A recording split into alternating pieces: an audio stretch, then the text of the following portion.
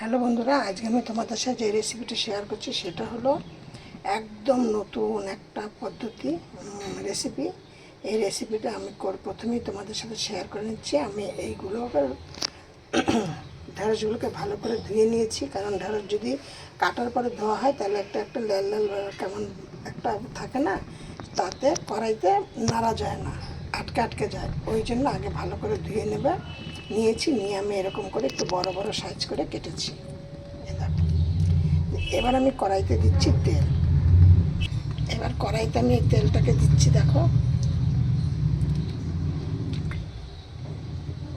এবার এবার আমি ফোড়নে দিচ্ছি এই 5 ফোড়ন, দেখো। আর তার মধ্যে আমি দিয়ে দিচ্ছি 3টে কাঁচা লঙ্কা, এই শুকনো লঙ্কা। তোমরা এই রেসিপিটা তোমরা একদম করে দেখো, ছোট থেকে বড় সবাই মিলে এই রেসিপিটা পছন্দ করে। ঢেঁড়সটা কিন্তু সবাই মোটামুটি পছন্দ করে। ঢেঁড়সটা খুব মুখরোচক সুন্দর খাবার। এই দিয়ে কিন্তু অনেক রকমের অনেক কিছু রেসিপি তৈরি করা যায়।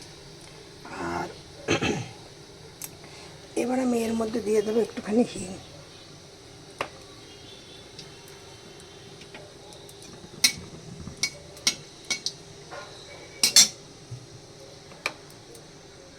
ঠিক 1/2 চামচের মতো একটু হিং দিয়ে দিলাম। তার মধ্যে দিয়ে দিচ্ছি আমি এই টমেটো কুচিগুলো। এবার আমি একে একে দিয়ে দিচ্ছি, এই দেখো। এবার দিয়ে দিচ্ছি ঢেঁড়সগুলো, আর দিয়ে দিলাম 2টো কাঁচা লঙ্কার পাকা লঙ্কা, কারণ ঢেঁড়সটা হলো সবুজ, কাঁচা লঙ্কা দিয়ে সবুজ দেয় তাহলে মিশে যাবে, ওই জন্য পাকা লঙ্কাটা দিলাম।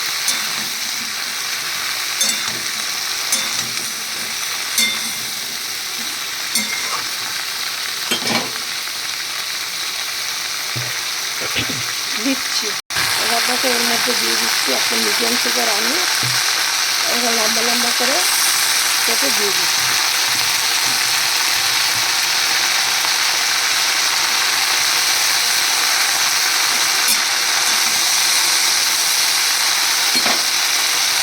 দিলাম 1 চামচ নুন। এবার নুনটা তোমরা কিন্তু ভিজে দেবে, তোমাদের কে কেমন নুন খায়, সবাই সমান খায় না, তাহলে 1 চামচ নুন। এবার দিচ্ছি পরিমাণ মতো হলুদ, বেশি হলুদ দেবো না, যেহেতু হিং দিয়েছি পোস্ত দেবো, ওই জন্য হলুদটা কম দেবো।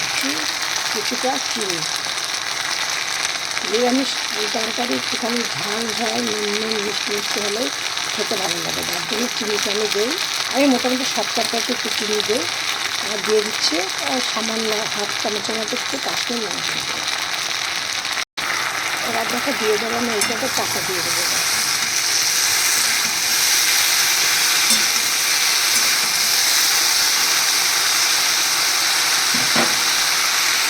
দেখো এবার আমি দিয়ে দিচ্ছি, হয়ে গেছে। এটা কিন্তু আমার সেদ্ধ হয়ে গেছে, ভাজা ভাজা হয়ে গেছে। আমি এবার এর মধ্যে দিয়ে দিচ্ছি আমার পোস্ত বাটা।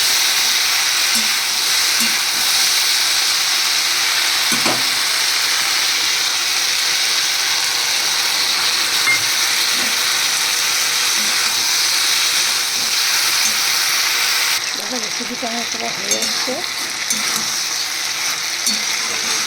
তোমরা একবার এরকম করে দেখো।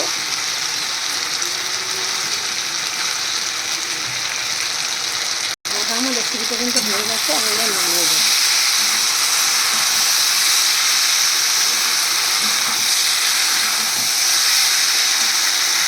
দেখো আমার এই রেসিপিটি নামিয়ে দিয়েছি, হয়ে গেছে। তোমরা এরকম করে দেখো। আলু ঢেঁড়স, আমার যে রেসিপি হলো আলু দিয়ে ঢেঁড়স দিয়ে হিং ফোড়ন দিয়ে পোস্ত দিয়ে তরকারিটা রেসিপিটা। তোমরা এটা করে দেখো, বুড়ো থেকে ছোট থেকে বুড়ো সবাই খেতে পছন্দ করবে।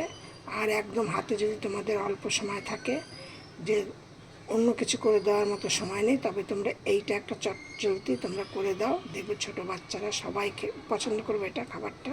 আর এই খাবারটা কিন্তু হেভি হেলদি খাবার। এই আর আমি চম্পা তোমাদের সাথে এই রেসিপিটি শেয়ার করছি। আমার এই রেসিপিটি, আমার চ্যানেলের নাম চম্পা রেসিপি হাউস। তোমরা এই চ্যানেলটি দেখে, আমার রেসিপিটি দেখে একটা লাইক কমেন্ট শেয়ার করো, আর নতুন বন্ধুদের বলছে একটা সাবস্ক্রাইব করে পাশে বেলটা বাজিয়ে অল করে রেখে দেওয়া। এই ঢ্যাঁড়সগুলো কিন্তু আমার ছাদ বাগানের। আমার একটা চ্যানেল আছে চম্পাস ব্লগ, তাতে আমি আমার বাগানের সব কিছু নিয়ে আমি তোমাদের সাথে শেয়ার করি। তোমরা সে বাগানে দেখবে যে আমার এই ঢ্যাঁড়সগুলো কিন্তু হয়েছে, গাছ থেকে আমি এগুলো তুলে নিয়ে এসেছি। এই ছিল আজকে আমার ভিডিও। তোমরা সব ভালো থাকো, সুস্থ থাকো। নেক্সট ভিডিও আবার অন্য কিছু নিয়ে।